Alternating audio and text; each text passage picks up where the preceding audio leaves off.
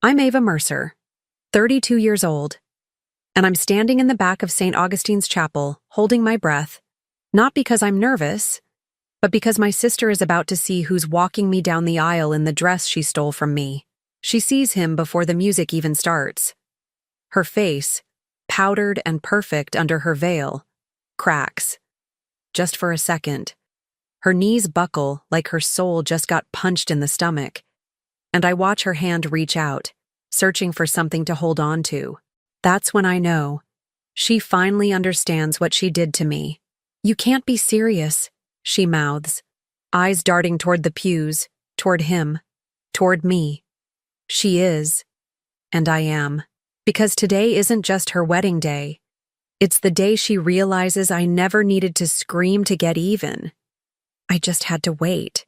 If you've ever been betrayed by someone you trusted more than anyone, and had to hold that pain in silence while they smiled like they'd won, you'll understand why I'm telling this.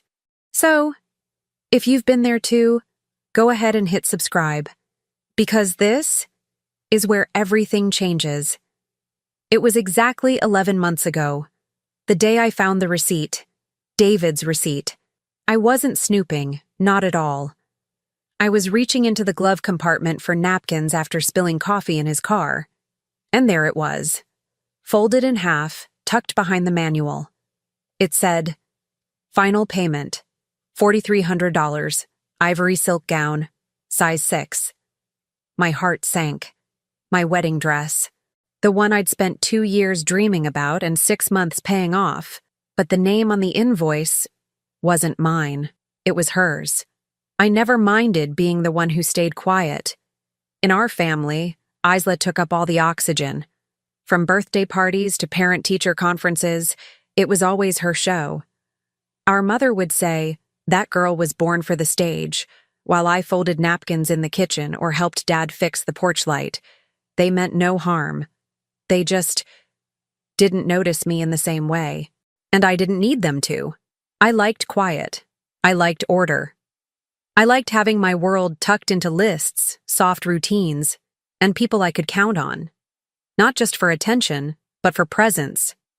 I had a job I loved, a life I built slowly. I didn't need fireworks to feel alive. I just wanted peace, loyalty, a love that didn't come with terms or comparisons. That's all. But even in that simplicity, I lived under her shadow. Isla always had the bigger entrance. She dyed her hair platinum at 16 and got suspended for smoking in the gym bathroom. I helped her write the apology letter so she wouldn't get expelled. When she got into NYU's arts program, the entire family flew out to see her senior showcase. When I got my master's degree in education, they sent flowers and said, "You're just so reliable, Ava." Reliable, safe, predictable. Those were my compliments. At first, I wore them like armor. But eventually, they started to feel like a polite insult, like being told your favorite food is plain toast. And yet, I kept showing up. For Isla, especially. Through the breakups, the money loans, the "can I crash on your couch?" Weeks that always turned into months. I figured that's what sisters do. I met David at a literacy conference. He wasn't flashy. In fact, I remember thinking he was the most unassuming man in the room. Brown jacket, quiet laugh, the kind of man who listened more than he spoke. But there was something about his presence that felt safe, and not in the boring way Isla meant. In the way you feel when someone holds the door for you in a storm. We started seeing each other on Sundays, then Tuesdays. Then suddenly, I was rearranging my apartment to make room for his books, his records, his toothbrush. He never tried to impress me with grand gestures. Instead, he remembered the name of every student I ever mentioned. He left handwritten notes on my mirror before work. He sent me playlists when I had a tough day. The kind of love that grows like ivy, quiet, steady, wrapping itself around the bones of your life. When he proposed, it was just the two of us. He had made dinner, pasta and garlic bread, because I always joke that's my death row meal. He poured wine, told me to close my eyes, and when I opened them, he was holding a velvet box with his grandmother's ring, a vintage piece, delicate, with a single sapphire. He said, "It belonged to a woman who held everything together." "Like you." I cried, "Of course." I said, "Yes, of course." And I called Isla that night, my voice shaking with happiness. Her reaction? "Well, finally," she said. I was starting to think he was just dragging it out. Then she added, "You're not doing one of those rustic weddings, are you? God, mason jars give me hives." Still, I asked her to be my maid of honor. Because no matter how many times she cut me with her words, I kept giving her space at my table. I don't know if it was hope or habit, or just a refusal to believe that blood didn't mean loyalty. I let her help me pick the venue, a small chapel with stained glass windows and ivy-covered stone. I let her veto my first 3-color palettes. She came to the cake tasting, complained about the texture, and flirted with the baker. I laughed it off. That's what I did. Laughed it off. Swallowed things down. Told myself she didn't mean it. Told myself that being graceful meant being quiet. There were red flags. Moments that should have made me pause. Like the time David and I were finalizing the guest list, and Isla walked into the room wearing my bathrobe. She said it was cold. He looked uncomfortable. I looked away. Or the time I caught her scrolling through my Pinterest wedding board, then saw her saving my ideas to her own account. I teased her about planning for the future. She smiled and said, "Just borrowing some inspiration. You don't mind, do you?" Then there was the way she talked to him, always just a little too familiar. The way she touched his arm during conversations. The way she'd say things like, "If Ava ever bails, you know where to find me," with a wink and a laugh. And David? He never encouraged it. But he never stopped it either. Looking back, I wonder if I didn't want to see it. If ignoring the signs felt safer than confronting what they meant. Because if I had asked the question, I would have had to live with the answer. And I wasn't ready to unravel everything I'd built. So instead, I doubled down on being the good one. The easy one. The one who made space. Who didn't accuse. Who held it all together. At school, I poured myself into my students. I started an after-school reading program. On weekends, I made handcrafted place cards and floral mock-ups for the reception. Every part of me clung to that vision of the life I was creating, even as the cracks widened beneath my feet. Then came the dress. It was a Vera Wang gown, not flashy, but elegant. Ivory silk, long sleeves, a deep open back with lace trimming. I'd seen it once in a magazine when I was 25 and tucked it into a folder labeled, "Someday." I paid for it myself, over 6 months. Picked it up, brought it home, and hid it in the back of my closet with cedar pouches and a note that said, "Do not touch." The last time I saw it was a Thursday afternoon. The next day, it was gone. At first, I thought maybe the dry cleaner had misplaced it, but the bag was still there, empty. I called Isla. She didn't answer. Later that night, she texted, "Don't freak out, just trying it on for fun. You weren't even home. Chill 3, chill." Like it was a borrowed hoodie.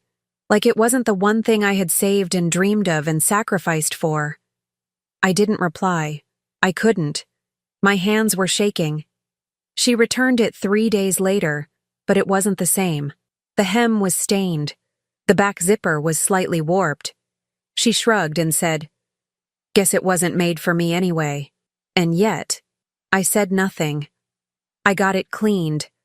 I told myself it was salvageable. I told myself she didn't mean harm. But something in me began to pull back.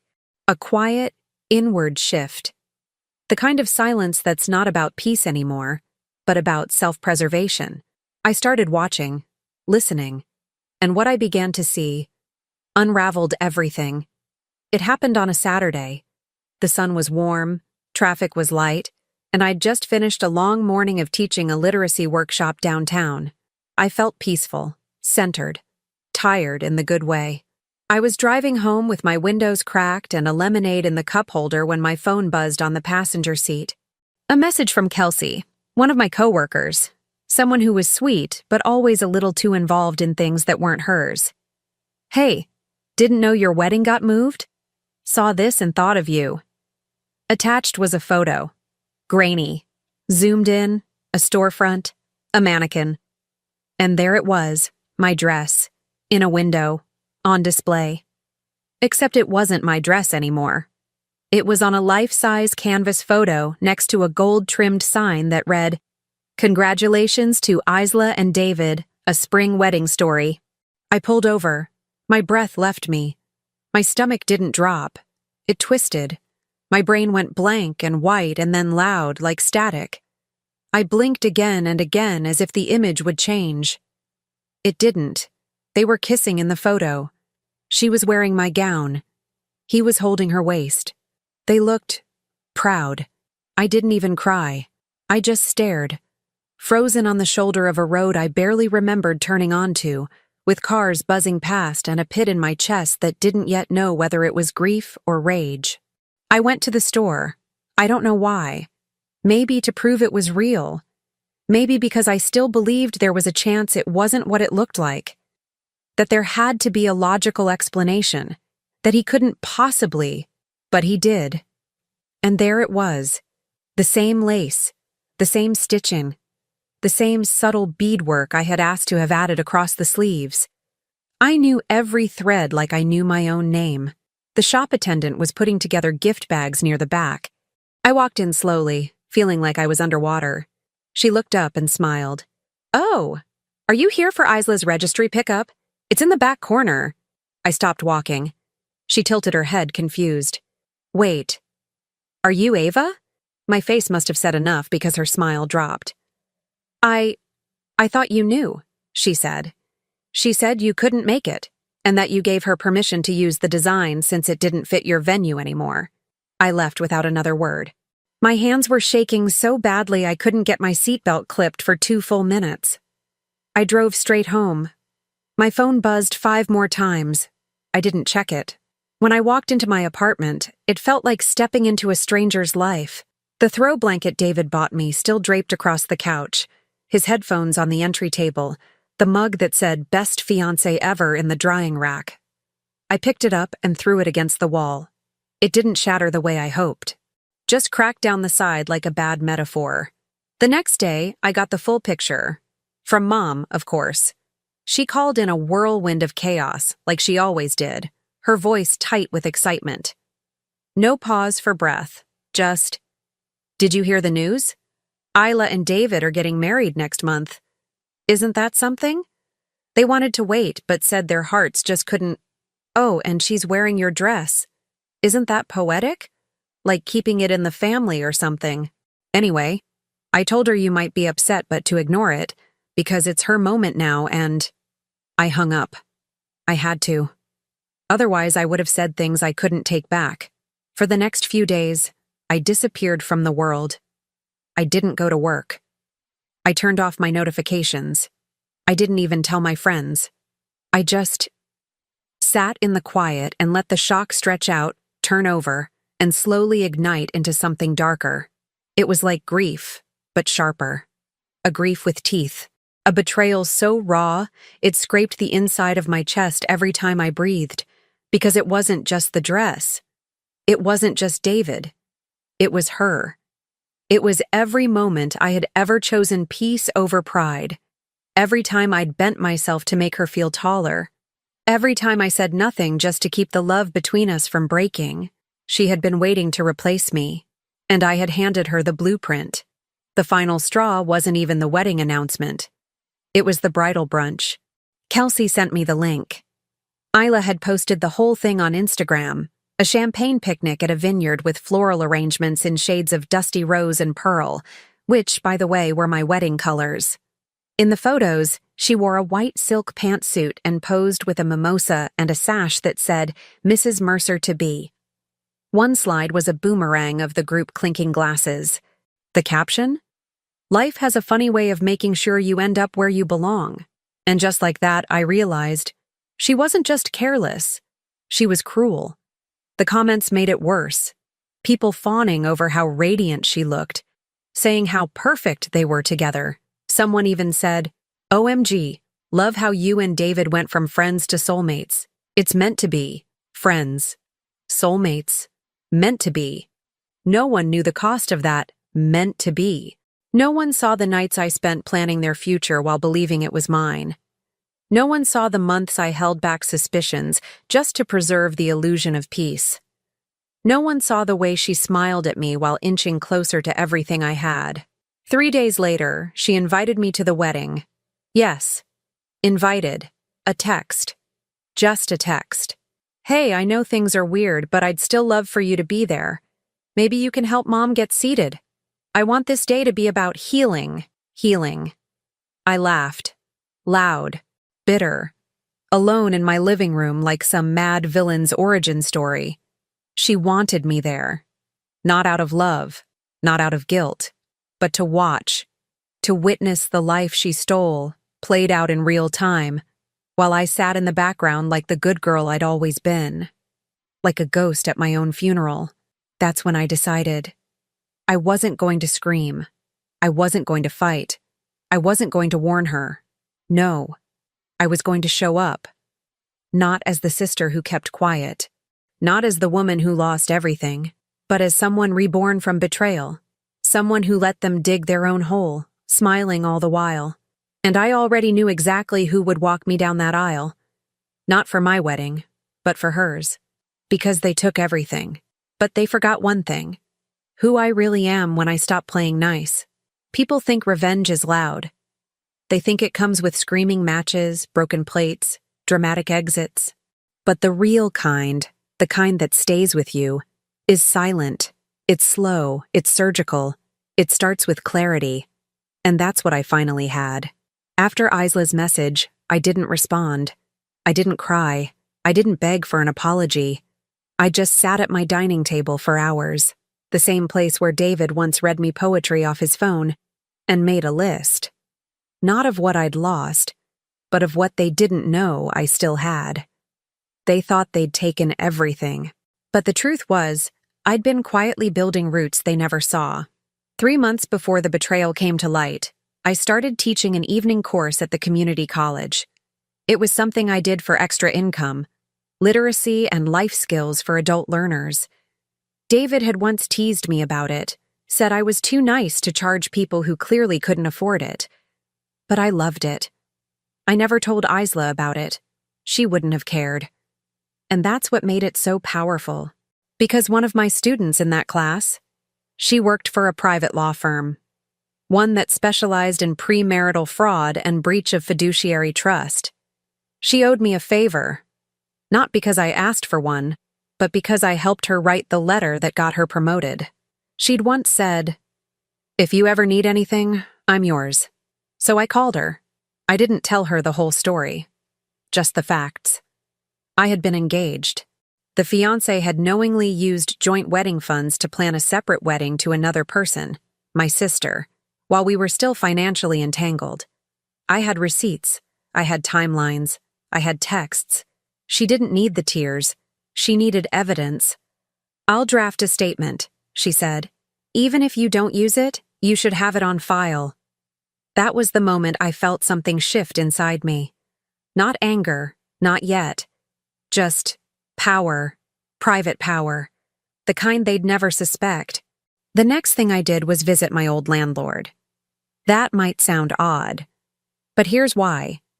David and I had put down a deposit on a larger place 2 months before everything fell apart. A brownstone rental closer to his office. My name was still on the contract. The move-in was scheduled for after the wedding. I never told David I canceled it. He thought it was still active. Thought I was quietly letting it go. But I hadn't. I visited the landlord, explained the situation without drama, and offered to waive my half of the deposit if she let me take back the unit. She agreed, sympathetic, understanding. I wrote a check the next day. And just like that, David's new married life nest was gone, leased to someone else. I didn't tell him. I didn't need to. I also updated my will. It might sound dramatic, but it wasn't about death. It was about legacy. Isla had always assumed we'd be each other's emergency contact, default beneficiaries, caretakers if anything went wrong. But for the first time in my life, I unlinked her. I met with a notary, updated my records, and made sure everything pointed elsewhere. Even my passwords, even my emergency keys. Because revenge isn't always about destruction. Sometimes it's just removal. Quiet, clean, irreversible removal. Then came the dress. I couldn't wear it anymore. Not emotionally, not practically. But I refused to let it become her trophy. I brought it to a boutique downtown, one that partnered with survivors of domestic violence to provide elegant wear for court dates and job interviews. I didn't tell the boutique who I was. I just donated it. Silk, lace, all of it, given away without ceremony. Not because I didn't value it, but because she couldn't have it. She could wear a copy. She could post a photo. But the original? The one stitched with intention, with quiet dreams and midnight planning? That dress belonged to someone who still believed in her. And that woman was gone. My final step was the guest list. You see, Isla didn't know that I had kept in touch with David's estranged father. He and David hadn't spoken in years, something about old grudges and unforgiven debts. But the man had always liked me. We'd shared coffee during holidays, had long talks about literature and loyalty. When I reached out, he responded immediately. I didn't ask him to attend the wedding. I asked if he wanted to talk. We met at a bookstore. I told him everything, calmly, plainly. I didn't exaggerate. I didn't paint myself as a victim. I just let the truth sit in the air between us. By the time I finished, his hands were trembling. I always knew he'd do something like this, he said. But not to you. You were the only good thing about him. He offered to confront them. I said no. I didn't want confrontation. I wanted silence. I wanted stillness. I wanted presence. Because that's what makes betrayal sting. Not volume, but stillness. When you expect a storm and instead you get the quiet mirror of what you've become. In the days leading up to the wedding, I went about my life. I taught. I read. I planted rosemary on my balcony. I reconnected with friends I hadn't seen in years. I even got fitted for a new dress. Nothing white, nothing bridal. Just something elegant, unforgettable, mine. I never called Isla. I never told her I was coming. I never asked if my invitation was still valid, because she didn't need to know what I was planning. She just needed to see it unfold. And when it did, when she turned her head down that aisle and saw who was standing at my side, that's when it would hit her. That I hadn't just survived her betrayal. I had rewritten the ending. I arrived exactly 3 minutes before the ceremony was scheduled to begin. No rush. No nerves. Just silence. The chapel smelled like lilies and old wood polish. The same chapel I had once dreamed of walking down in that gown. It had a high ceiling with arched beams, stained glass windows that bathed everything in warm, fractured light. The pews were already full. Isla had gone all out. Guests in pale blush and gold. A string quartet by the altar. Rows of identical cream programs printed with rose foil lettering that read, "The Union of Isla Mercer and David Whitmore." I picked one up as I entered, held it like it was someone else's memory. A few heads turned. I didn't rush to my seat. I wanted them to see me. Not as a victim, but as a woman they hadn't even noticed in the story until now. I wore navy, clean lines, tailored, hair swept up, minimal makeup, just enough to let my expression cut if it needed to. I sat in the very back, alone, purposefully, because sometimes the best vantage point is from the shadows. The music shifted. The string quartet paused, then began again, something light and classical. A signal. People turned toward the doors. The bridesmaids began walking in, all pale and glowing and perfect. Then came the flower girl, then silence. Then Isla. She looked radiant. I'll give her that. She had altered the gown, cinched the waist tighter, added a crystal belt that caught the light like a spotlight begging for applause. She floated, smiling like she was exactly where she belonged. Until she looked up. Her eyes scanned the room instinctively, probably for David, but then they paused. landed on me. Her smile faltered. Just for a beat. Not enough for anyone else to notice, but I saw it. I felt it. The shift. She kept walking, but I knew the thought had landed. Why is she here? Why now? She didn't know. She would. The music softened again. The officiant began the opening remarks. And then, right as the dearly beloved line left his lips, the back doors of the chapel opened again. The sound was subtle, just enough to pull the crowd's attention back. And there he was. David's father, in a perfectly pressed suit, silver cufflinks, quiet dignity radiating from every step. He didn't walk down the aisle. He strode. People whispered. Some stood. Isla turned, and when she saw him, really saw him, her mouth opened just slightly, like she'd seen a ghost, because she had. They hadn't invited him. David had cut ties years ago. Old wounds, unresolved money issues, a childhood full of accusations. I'd kept in touch because I liked him, because he saw me, because I knew one day I might need a man who knew how to speak the truth without ever raising his voice. He walked right past the guests, past the groom, past Isla, straight to the officiant, handed him a folded envelope. No words, just delivery. The officiant looked confused, opened it, read quickly, then cleared his throat. There appears to be an issue, he said slowly, carefully. We need to pause the ceremony momentarily. Gasps, confused murmurs. David leaned over. What's going on? I couldn't hear what Isla whispered back, but her face was pale. The officiant motioned toward a side room.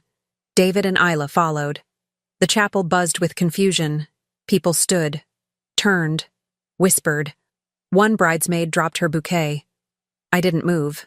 I stayed seated. Because this was the moment I had crafted, with silence, strategy, and stillness. The room emptied by half. Some guests followed the drama. Others awkwardly returned to their seats. The quartet played something forgettable to mask the tension. 15 minutes passed. Then 20. Then a scream. Not loud, but sharp, guttural. I recognized the voice. Isla. And still, I waited. Eventually, the officiant returned. Alone. His face was drawn and tight. Ladies and gentlemen, he began, we sincerely apologize, but the ceremony will not proceed today. Gasps, cries. A few guests stood, stunned. He cleared his throat again. The couple will be in touch with further arrangements. He stepped down. And just like that, it was over. No vows, no kiss, no union. Just the sound of stunned footsteps and a wedding that evaporated in real time. Here's what they didn't know. What no one knew but me, the lawyer, and the man who handed off that envelope. Inside it was a notarized affidavit. A legal declaration from me, detailing the timeline of my relationship with David, supported by receipts, screenshots, bank transfers, and proof that the wedding being held today was funded with misappropriated joint finances from our previously scheduled nuptials. In simpler terms, wedding fraud, contractual liability, potential civil charges. And while I hadn't pressed formal charges, not yet, I had sent a legal cease and desist to the event organizers, vendors, and the chapel, alerting them that moving forward with the ceremony could expose them to complicity in an unresolved financial dispute. They couldn't risk it. They wouldn't. And so, they didn't. As the guests funneled out, some looked at me. Curious, confused. A few recognized me. One older woman even nodded. A small, knowing gesture. Maybe she'd been betrayed once, too. I stood slowly, collected my bag, and walked out through the same door Isla had entered. No fireworks, no fight, no finale music. Just a vacuum. The silence that follows a truth too big to ignore. Outside, I passed a photographer. He looked stunned, idle, unsure what to do. I smiled at him, not cruelly, just, finally. And then, behind me, I heard my name. Ava. I turned. Isla was storming down the steps, veil in hand, hair slipping out of its perfect twist. Her heels clacked against the stone as she descended, face flushed with panic. "You did this," she said. "You ruined my day." I didn't blink. "No," I said, voice soft, calm. "You did. I just told the truth. David didn't follow her. He didn't even appear. He must have known, deep down, that I had let him walk free far too many times. And now, his moment of reckoning wasn't explosive. It was legal, financial, personal. Because he wouldn't just lose a wedding. He'd lose his job once his HR department received a copy of the affidavit outlining how he misused our shared bank account to pay for a second wedding behind my back. It wasn't about ruining him. It was about showing him what dignity looks like when it finally stops bending. I walked away from her. I didn't need an audience. I didn't need a final line. The ceremony had said enough, because when they think they've won, when they laugh in your face and wear your dress and kiss your almost name in front of your world, they don't expect you to rebuild in silence. They expect noise, chaos, breakdown. But me? I waited. I watched. I prepared. And then I ended it. In one line, one envelope. One walk down an aisle that wasn't even mine. The next day, Isla came to my door. No text, no warning, just 3 sharp knocks. I opened it slowly. Not because I was scared, but because I already knew who it would be. She was still in the same makeup from the wedding. Hair tangled, mascara flaking like old ash. Her eyes, normally wide and full of rehearsed charm, were sunken, defensive. "I need to talk to you," she said, already stepping inside. I didn't move to stop her. She walked in like she used to when we were teenagers, uninvited, unstoppable, unaware that the world didn't always belong to her. But this time, it didn't. She paced my living room for a few moments like she was trying to gather control, trying to build the same performance she had worn her whole life, but it didn't land. Not in this space. Not anymore. "You blindsided me," she finally said, turning sharply. "You humiliated me." I didn't speak. The silence stretched, just long enough to make her flinch. "You think that was justice?" she spat. "You think showing up like some ghost from the past and blowing everything up makes you better than me?" Still, I said nothing, because silence is surgical. It cuts without blood. She sat down on the edge of the couch, rubbed her temples like she was the one hurting. "You could have just talked to me, Ava," she said. "We're sisters." That line, the one she used the night I found out she'd borrowed my dress. "We're sisters." The one she used when I confronted her about David's texts. "Don't be dramatic. We're sisters." The one she used whenever she wanted forgiveness without earning it. This time, I just let it sit there. "We're sisters," she repeated more quietly now. I tilted my head, just slightly. Not in agreement, but like I was listening to an unfamiliar melody. Because that word doesn't sound the same anymore. She shifted tactics. "I didn't plan it," she said. "Okay? It just happened. One night he came over to drop off the music list and we started talking, and it felt different. I didn't mean to fall in love with him." I watched her lips move, but the words slid right off me. There was no confession here. No remorse. Just justification. And the truth is, I wasn't here for that. Because this wasn't for her. This was for me. "You always had everything handed to you," she continued, voice rising. "Mom and Dad babied you. Everyone thought you were so perfect, so safe, and I had to fight for attention." There it was, the core, the reason she did what she did, because I made peace look too easy, because I never had to scream to be loved, and so she took what was mine, just to see if it would feel better on her. She stood suddenly like she expected a rebuttal, some explosive monologue, some tearful reconciliation. But I stayed seated, back straight, legs crossed, hands resting gently in my lap. And I gave her nothing. "What do you want me to say?" she finally snapped. "I want you to say you're sorry," I said softly, "and mean it." She blinked, like she hadn't expected me to speak at all. And not just for the dress, or the wedding, or him, I continued. For the years, for the tiny cuts, for the way you made me feel small so you could feel seen. Her face twisted, into anger, into disbelief, into grief. I couldn't tell which. Why now? She whispered. Why ruin it now? I leaned forward, just slightly. Because you weren't supposed to win like that. Not after everything. Not while pretending none of it mattered. She opened her mouth, but I raised my hand. That was enough. Let me show you something, I said. I stood and walked to the bookshelf, pulled out a photo album. Thick, floral patterned, worn at the corners. From childhood.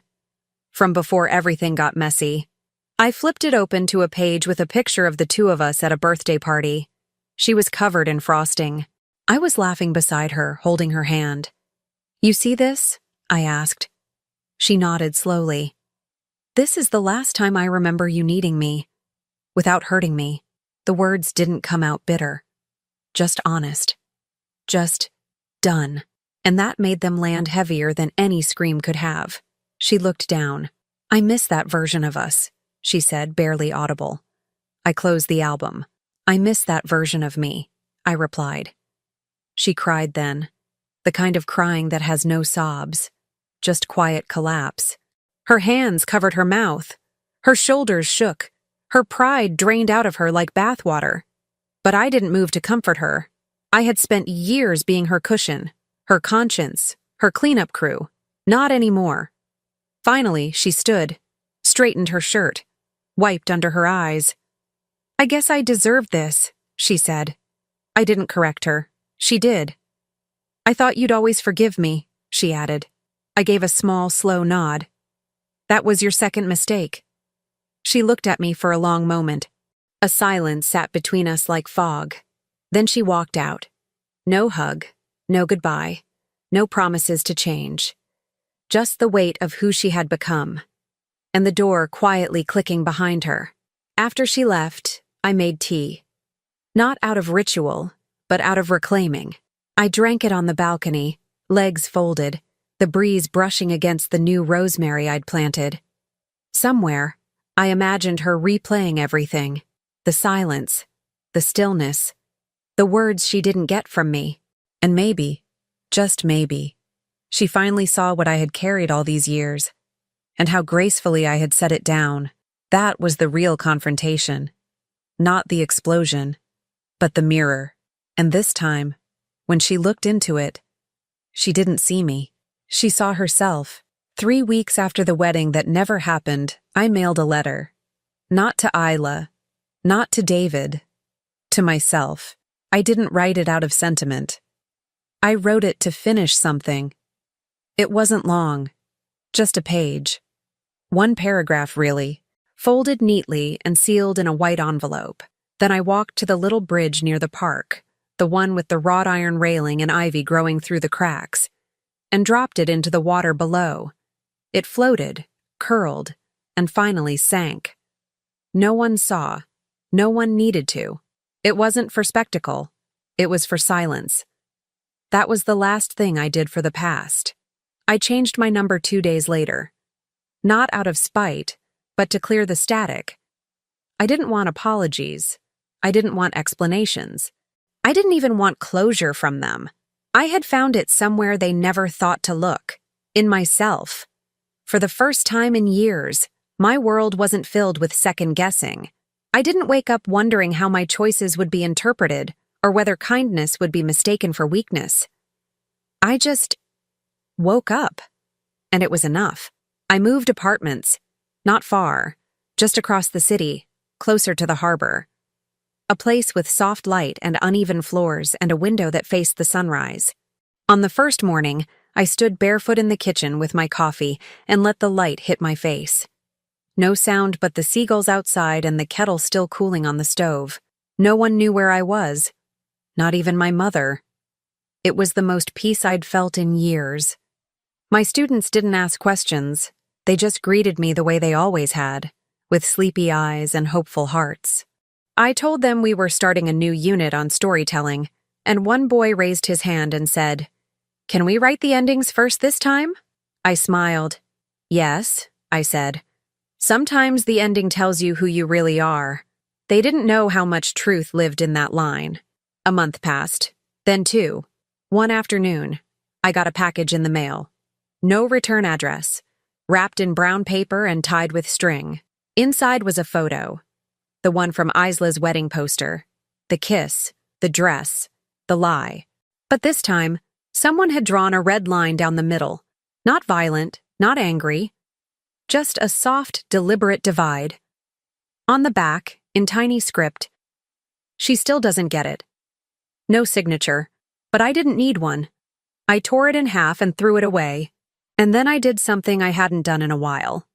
I took a nap. Grief doesn't always wear black. Sometimes it's a quiet thing. A favorite mug you can't use anymore. A song you skip without realizing why. A corner of a bed that stays empty by choice. But healing? Healing is when you stop needing the pain to prove that it happened. I no longer needed to carry it. Not the betrayal, not the silence, not even the victory. Because the real win wasn't stopping the wedding. It was stopping them. From shaping who I became afterward. One Saturday morning, I walked to the local bookstore. There was a new display in the window. Blank journals, pens in every color, stacks of paper waiting to be filled.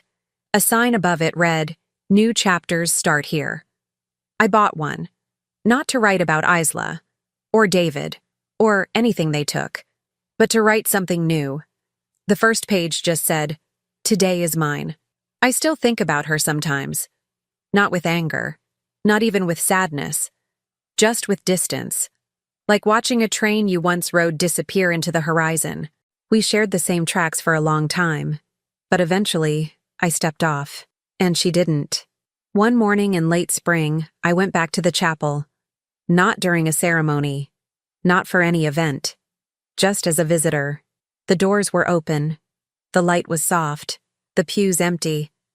I walked slowly to the front, letting my fingers brush the edges of each bench like I was greeting an old version of myself still sitting there. And then I stood where she had once stood. Not in a dress. Not with an audience. Just me. I closed my eyes, not to remember, but to release. I imagined all of it. The betrayal, the noise, the looks, the lies, floating up like dust motes in the stained glass light. And when I opened my eyes again, there was only stillness. Not silence. Stillness. The kind that comes when you've made peace with a past that no longer defines you. I walked out of that chapel smiling. No ring, no audience, no dress. Just a woman who had once been broken and chose to build something better from the pieces.